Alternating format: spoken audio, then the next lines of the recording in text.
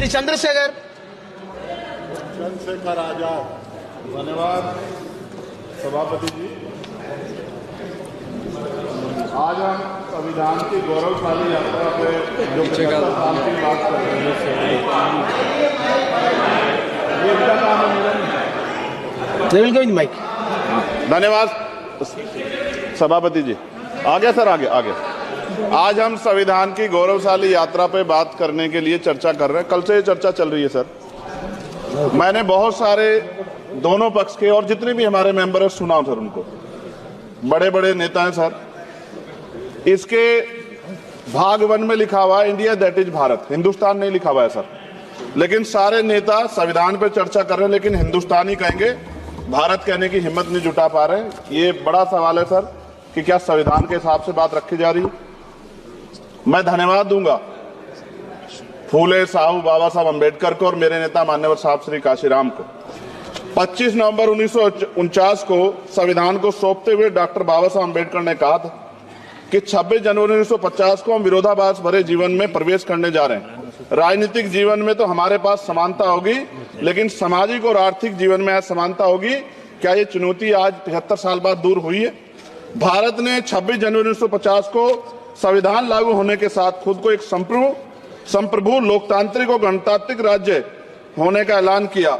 लेकिन सर उस समय संविधान की स्थिति ये थी कि जैसे गांव का कोई आदमी, मैं 50 की बात कर रहा हूं, वो 50 साल पहले शहर में आ जाता और बड़े लोगों की महफिल में चला जाता, उस जहां वो खाना खा रहे हो, और वो टेबल पे नैपकिन को खा के जो है कि कहता कि ये तो फीका, क्योंकि वो जानता ही नहीं था, वो समझता नहीं था संविधान को, संविधान है क्या। संविधान उसके लिए महज दस्तावेज था। ये जिम्मेदारी थी राजनीतिक दलों पे कि वो संविधान को व्यवहार में लेके आते। और इसके इतने सारे आर्टिकल हैं, अगर इनको व्यवहार में लाया जाता तो मुझे लगता कि आज देश बहुत बदल गया होता।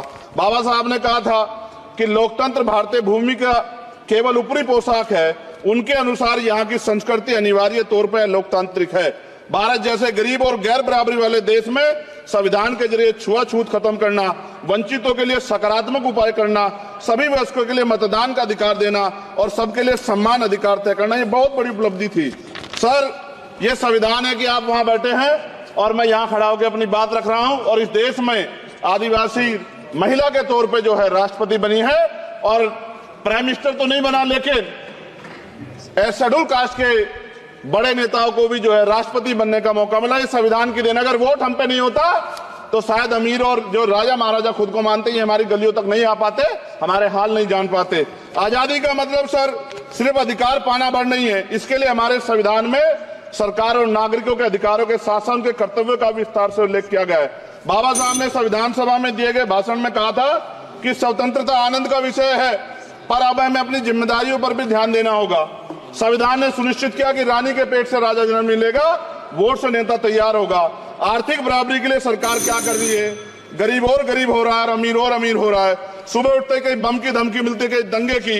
ये अमृत काल है सर या धमकी काल है? कितना बढ़ रहा है आर्टिकल 15 सर। भारत में आज भी घोड़ी चढ़ने बैठते होती है सर। क्या दलितों को यहाँ भी बोलने का नहीं सर? अगर सबको 4 मिनट दे दो, मुझे दे दो।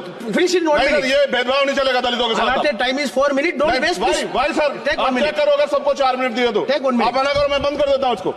क्या दलितों को सबसे आखिरी में नंबर मिलेगा और बोलने का मौका मिलेगा? क्या मजाक कर रहे हैं सर आप? नो, ये all independent people are having only 4 minutes. You take sir. Independent में अपनी पार्टी का मेंबर हूँ सर, और जीत के आया हूँ सर, किसी की दया में नहीं आया। Take 1 minute and finish sir. कल भी बोले तो एक दलीय पार्टी के लोग, आप मौका दो सर। मूछे रखने पर हत्या होती है, महिलाओं पे, छोटे मासूम बच्चों पर रेप हिंसा होती है। एनसीआरबी का डाटा देकर डर लगेगा। यही 1 किलोमीटर में संविधान को जला गया, और महाराष्ट्र के परभनी में अभी भी संविधान को नष्ट किया गया, उसकी कॉपी को। आर्टिकल 25-26 में संविधान में सभी को धार्मिक आजादी। कहाँ है दलितों की, मुसलमानों की, जैनों की, बौद्धों की, ईसाइयों की? छत्तीसगढ़ में सतनामी समाज को संविधान की अपनी धार्मिक आजादी के आधार पर जो है उनको अपमानित करके जेल में बंद कर दिया। संभल, अजमेर, अयोध्या सब इसका उदाहरण है। ये सरकार आलोचना डरती है। कितने लोग जेल में बंद है? मिरान हैदर, खालिद सैफी, उमर खालिद खान, सिफा खान, गुलफ्शा फातिमा और आजम खान साहब राजनीतिक विरोध में बंद है। सरकार यहाँ बैठी है, सरकार सामाजिक न्याय की बात करती है। बताए कितने दलित मुख्यमंत्री बना रखे हैं आपने? 13 ज्यादा सरकार स्टेट में सरकार है। कितनी महिला मुख्यमंत्री है? आपकी सरकार ने सुप्रीम कोर्ट के आदेश के बाद रिजर्वेशन प्रमोशन में जारी नहीं किया, और ओबीसी को पॉलिटिकल रिजर्वेशन आप देंगे नहीं देंगे, आप बताने का काम करें। मैं 75 साल की गौरव यात्रा में हम एक सभ्य समाज नहीं बना पाए, इसलिए जाति आधार पर SC ST OBC के बच्चों को प्राइमरी स्कूल से लेकर उच्च संस्थानों में भेदभाव किया जाता है। सरकार निरंकुश हो गई, कोई बुलडोजर से कार्रवाई करता है। कल मंत्री जी ने कहा हमने राष्ट्रीय पिछड़ा वर्ग आयोग बनाया, 69 शिक्षक भर्ती में उसकी सिफारिशों को नहीं माना। EWS के जरिए आपने संविधान पे आरक्षण के प्रावधान पे हमला किया। 1 मिनट में खत्म कर रहा हूं सर। संविधान सर न्यायपालिका में आर्टिकल 124 ये कहता है सर, ये अधिकार जो है, Sanjay sir ji please conclude sir 1 minute में प्लीज संविधान में न्यायाधीशों की नियुक्ति का अधिकार राष्ट्रपति के द्वारा होना चाहिए, अभी तक नहीं हो रही है। All India judicial service commission कब बनेगा? क्या चंद परिवार ही सर जज बन सकते हैं? और आज हम सर, मैं सरकार से सवाल पूछना चाहता हूं सर, सेवाओं में SC ST OBC वर्ग का कितना प्रतिनिधित्व है? भारत सरकार के मंत्रालयों के अधीन PSU में, बैंकों, बीमा कंपनियों में और स्वस्थायी संस्थानों में आउटसोर्स तथा कॉन्ट्रैक्ट पर वर्तमान कार्यरत कर्मचारी कुल कितनी संख्या है? आउटसोर्स और कॉन्ट्रैक्ट में कार्यबल SC ST OBC कितना प्रतिशत है? निजी क्षेत्रों में कार्यरत कर्मचारी उनके SC ST OBC की वर्ग लाभ। सर खत्म कर, लास्ट पॉइंट सर मैं फिर स्पष्ट तौर पर कह रहा हूं सर, यहां बैठे SC और OBC के मेंबर से कह रहा हूं सर, उनको सामाजिक जिम्मेदारी का ध्यान भी रखना चाहिए। पार्टी के प्रति वफादारी के साथ साथ अपने वर्गों के प्रति ईमानदारी भी रखनी चाहिए।